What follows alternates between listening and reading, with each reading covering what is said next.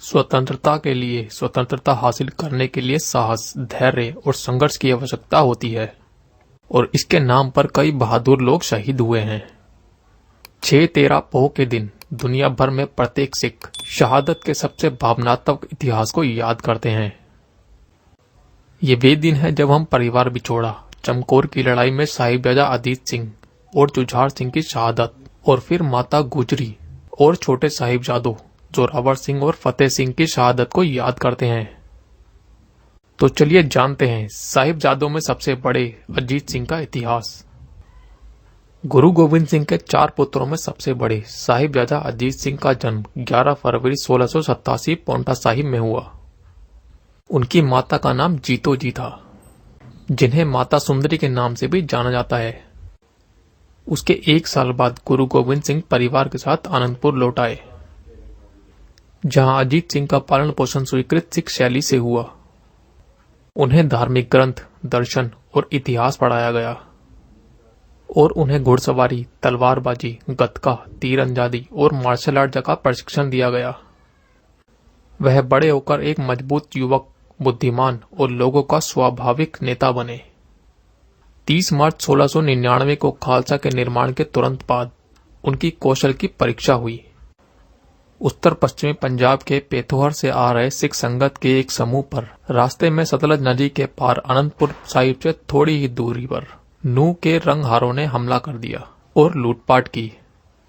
गुरु गोविंद सिंह ने संगत की रक्षा करने और हस्तक्षेप करने के लिए साहिबजादा अजीत सिंह को उस गांव में भेजा, जो उस समय बामुश्किल 12 वर्ष के थे। 23 मई 1699 को 100 सिखों के नेतृत्व में अजीत सिंह वहां पहुंचे, रंगहारों को दंडित किया और लूटी हुई संपत्ति वापस पा ली। इस सफल मिशन के बाद अगले वर्ष उन्हें और कठिन कार्य सौंपा गया, जब शाही सैनिकों द्वारा समर्थित पहाड़ी सरदारों ने अनंतपुर पर हमला किया। साहिबजादा अजीत सिंह को तारागढ़ किले की रक्षा का जिम्मेदारी सौंपी गई, जो हमले का पहला लक्ष्य बन गया। यह हमला 29 अगस्त 1700 को हुआ। एक अनुभवी सैनिक भाई उदय सिंह की सहायता से अजीत सिंह ने हमले को विफल कर दिया। उन्होंने अक्टूबर 1700 में निर्मोहगढ़ की लड़ाई में भी बहादुरी से लड़ाई लड़ी। 15 मार्च 1701 को दराब क्षेत्र, जो अभी वर्तमान में सियालकोट जिला है, वहां से आ रहे सिख भक्तों के एक समूह को गुजरों और रंगदारों ने घेर लिया। साहिबजादा अजीत सिंह ने उनके विरोध की एक सफल अभियान का नेतृत्व किया। एक बार गुरु गोविंद सिंह के दरबार में एक ब्राह्मण आया। उन्होंने शिकायत की कि होशियारपुर के पास बस्ती में कुछ पठान उनके नवविवाहित पत्नी को जबरदस्ती ले गए हैं। साहिबजादा अजीत सिंह ने ब्राह्मण को उसकी पत्नी को वापस पाने में मदद की पेशकश की। गुरु गोविंद सिंह जी के निर्देशानुसार उन्होंने 100 घुड़सवारों को होशियारपुर के पास बसी से निकाला। युवा बहादुर सिखों के इस दल के साथ बाबा अजीत सिंह रात के दौरान बसी पर टूट पड़े। उन्होंने इस दुष्ट कृत्य के जिम्मेदार पठानों को गिरफ्तार कर लिया। उन्होंने ब्राह्मण की पत्नी को उनके चंगुल से छुड़ा लिया। अगली सुबह वह दुष्ट पठानों को आनंदपुर ले आए। ब्राह्मण की पत्नी उसे लौटा दी गई और दुष्ट पठानों को उचित व कठोर दंड दिया गया। 1705 में अनंतपुर की लंबी घेराबंदी में साहिबजादा अजीत सिंह ने फिर से साहस और दृढ़ता के अपने गुणों का प्रदर्शन किया। जब आखिरकार 5 और 6 दिसंबर 1705 की रात को अनंतपुर खाली कर दिया गया, जैसे ही घेरने वालों ने निकाले गए लोगों को सुरक्षित आचरण के लिए गंभीर वादे का उल्लंघन करते हुए स्तंभ पर हमला किया। उन्होंने भाई उदय सिंह द्वारा राहत मिलने तक उन्हें शाही टिब्बी नामक एक पहाड़ी क्षेत्र में मजबूती से उलझाए रखा। साहिबजादा अजीत सिंह ने अपने पिता, अपने छोटे भाई जुझार सिंह और लगभग 50 सिखों के साथ सरसा को पार किया, जो उस समय उफान पर थी। रोपड़ से पीछा कर रही सेना के हाथों हताहत की संख्या में और कमी आने पर स्तंभ 6 दिसंबर 1705 की शाम को चमकौर पहुंच गया।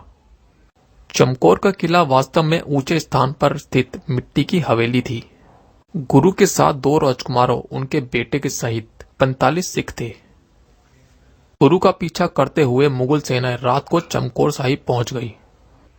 किले में जबरन प्रवेश की कोशिश में शाही सेना की एक टुकड़ी ने सुबह हमला किया। लेकिन गुरु और उनके सतर्क सिखों ने इसे विफल कर दिया। रक्षकों द्वारा छोड़े गए बंदूक के हमलों और तीरों के कारण हमलावरों में कई लोगों को जान गंवानी पड़ी। उन आक्रमणों की असफलता से मुगल सेनापति नाहर खान का क्रोध भड़क उठा। उन्होंने और एक अन्य सैनिक अधिकारी ने किले की दीवार पर चढ़ने की कोशिश में हिंसक आरोप लगाया, लेकिन गुरु ने दोनों को मार गिराया। किले की दीवारों को लांघकर उसमें प्रवेश करने के प्रयास को विफल होने पर हमलावरों ने किले के द्वार को जबरदस्ती खोलने की दिशा में अपने प्रयासों को निर्देशित करने की योजना बनाई। सिखों का संख्या बल अल्प थी। 45 सिख 10 लाख सैनिकों की सेना का सामना कैसे कर सकते थे, जब तक वे लड़ सकते थे। गुरु ने किले की द्वार की रक्षा में हमलावरों के खिलाफ लड़ने के लिए एक कप्तान के तहत 5 सिखों के छोटे दस्ते को भेजने का फैसला किया। दुश्मन के हर हमले का सामना करने के लिए सिखों का एक छोटा दस्ता किले के बाहर आता है और जब तक संभव होता संख्या में अपने ही बेहतर हमलावरों के मुकाबला करता था। अंत तक बहादुरी से लड़ते हुए खुद पर हावी होने से पहले दुश्मनों के सैनिकों को मार डालता था। गोला बारूद और तीरों की अल्प भंडार खत्म होने के बाद घिरे हुए लोगों ने तलवार और भाले के साथ घेरने वाली मेजबान को घेरने के लिए 5-5 के बैचों की रैलियां बनाई। उसके बाद कुछ सिख गुरु के पास पहुंचे। वहां उन्होंने सबसे बड़े राजकुमार बाबा अजीत सिंह को अपने पिता से हमलावरों के खिलाफ सिख योद्धाओं के अगले दल का नेतृत्व करने की अनुमति देने की विनती करते हुए पाया। उन्होंने उसे यह कहते हुए सुना, पूज्य पिताजी, मेरा नाम अजीत अपराजय है। मुझे जीता नहीं जाएगा। हालांकि अगर जीत लिया गया तो मैं जीवित वापस नहीं आऊंगा। इसके बजाय मैं अपने बहादुर सिख भाइयों की तरह युद्ध के मैदान में लड़ते हुए शहीद हो जाऊंगा। गुरु ने अपने बेटे को गले लगाया, उसका माथा चूमा, फिर उसकी पीठ थपथपाई और उन्हें निश्चित मृत्यु का सामना करने के लिए जाने का आदेश दिया। उस वक्त बाबा अजीत सिंह मुश्किल से 18 साल के थे। इससे पहले कि वे अपने पिता को अंतिम विदाई देते, सिखों ने हस्तक्षेप कर दिया और हाथ जोड़कर गुरु से उनकी और उनके 2 छोटे बेटों की जान बचाने का अनुरोध किया। उन्होंने तर्क दिया, यदि वह जीवित रहे तो पवित्र उद्देश्य की लड़ाई जारी रखने के लिए हजारों सैनिकों को खड़ा कर सकते हैं।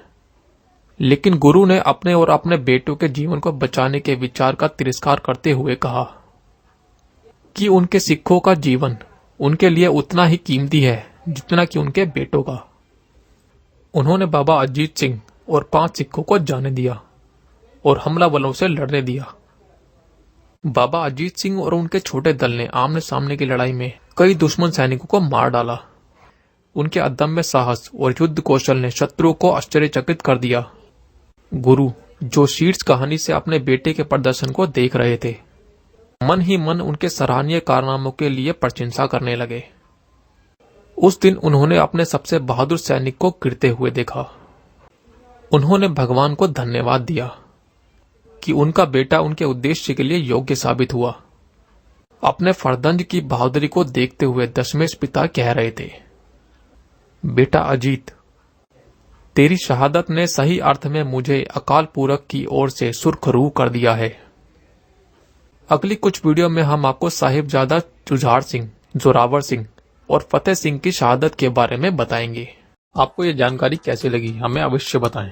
साथ ही इस आर्टिकल के बारे में आपकी क्या राय है ये भी हमें कमेंट बॉक्स में जरूर बताएं। अगर आपको यह वीडियो अच्छी लगी हो तो इसे शेयर करें और ऐसे ही और इंटरेस्टिंग वीडियो देखने के लिए चैनल को सब्सक्राइब करना ना भूलें।